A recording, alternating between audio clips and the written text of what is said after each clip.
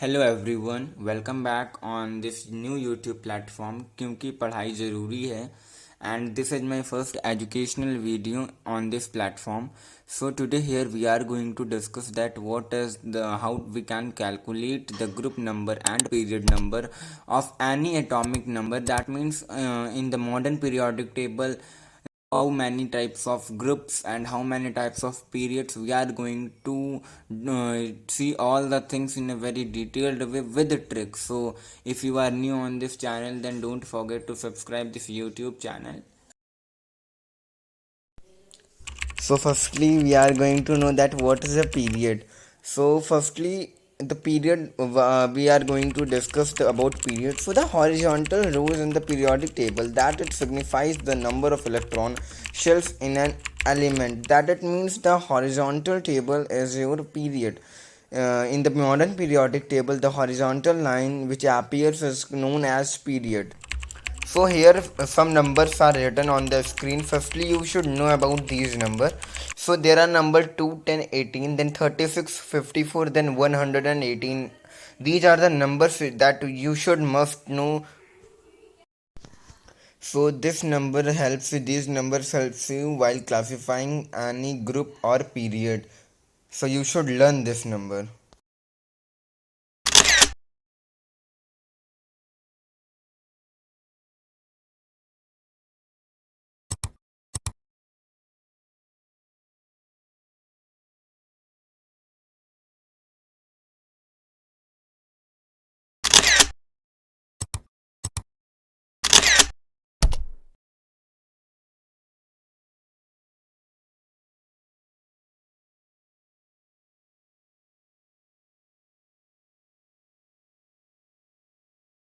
तो जैसा कि अभी हम लोगों ने देखा था कि आपको कैसे एक एटॉमिक नंबर का, अगर आपको एक एटॉमिक नंबर मिल जाता है तो आप उस एटॉमिक नंबर का, आपको अगर कोई कह दे कि आपको ग्रुप कैलकुलेट करना है या तो फिर पीरियड कैलकुलेट करना है, तो आप उसको कैसे करेंगे. तो इसके लिए एक बहुत ही ज़्यादा सुपर डुपर इजी ट्रिक है जो कि मैं बता रहा हूँ.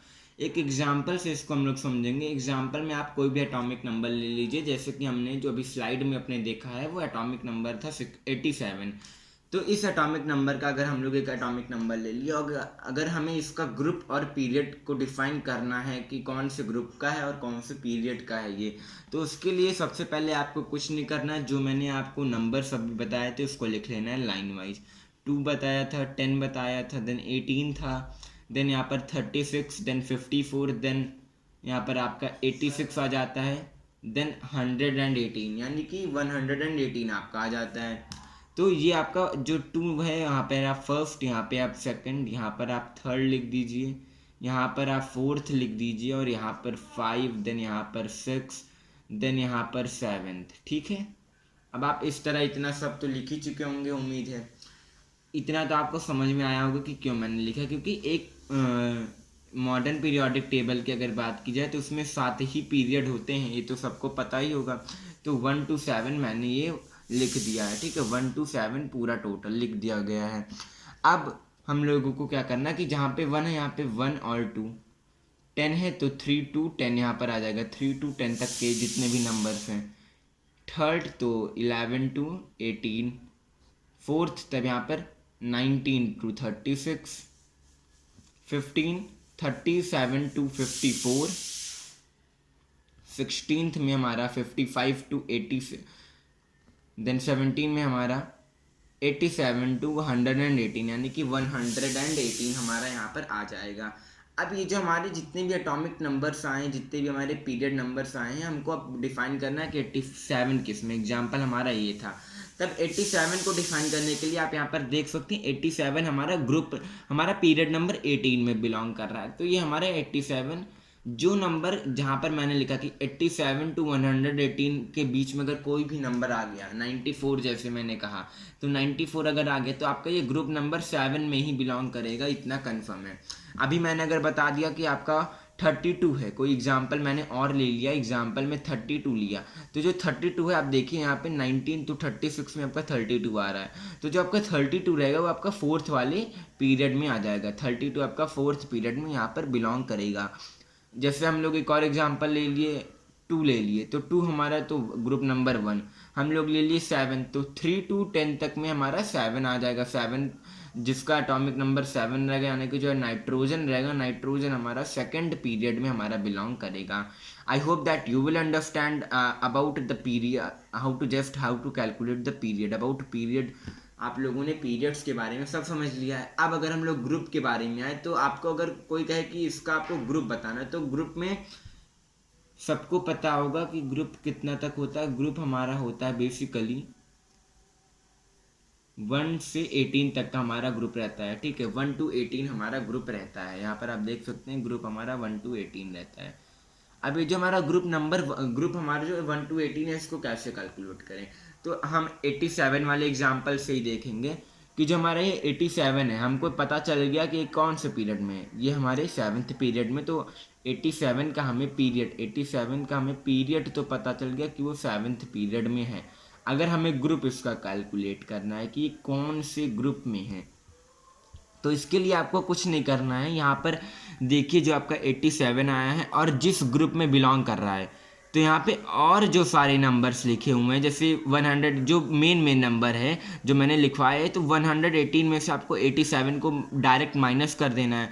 तो अगर आप 118 में से अगर आप 87 को माइनस करेंगे तो यहाँ पर 31 आएगा, ठीक है। 31 जो आपका आ रहा है यहाँ पर, अब इसी 31 में से आप 18 को और माइनस कर दीजिए, तो आपका इसमें क्या आ जाएगा 31 माइनस अगर आप 18 करेंगे तो यहाँ पर आपका 3 आ जाएगा, यहाँ पर 23 आपका यहाँ पर, तो 23 नहीं, सॉरी इट्स माई मिस्टेक, यहाँ पे 13 होगा। तो जो आपका ये ग्रुप आएगा वो 13 आएगा। इसी तरह हम कोई और एग्जाम्पल से इसको समझते हैं कि अगर आपको ग्रुप कैलकुलेट करना तो कैसे कैलकुलेट आप कर सकते हैं।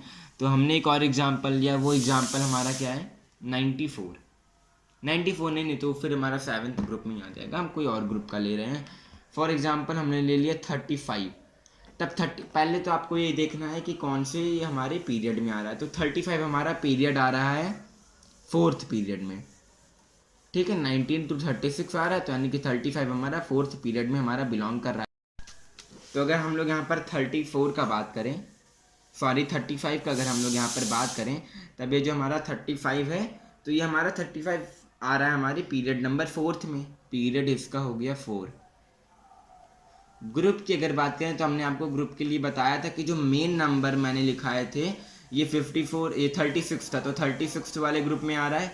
तो इसमें से 35 में से 36 अगर आप माइनस करेंगे तो आपको 1 मिलेगा। कितना आपको मिलेगा 1 मिलेगा।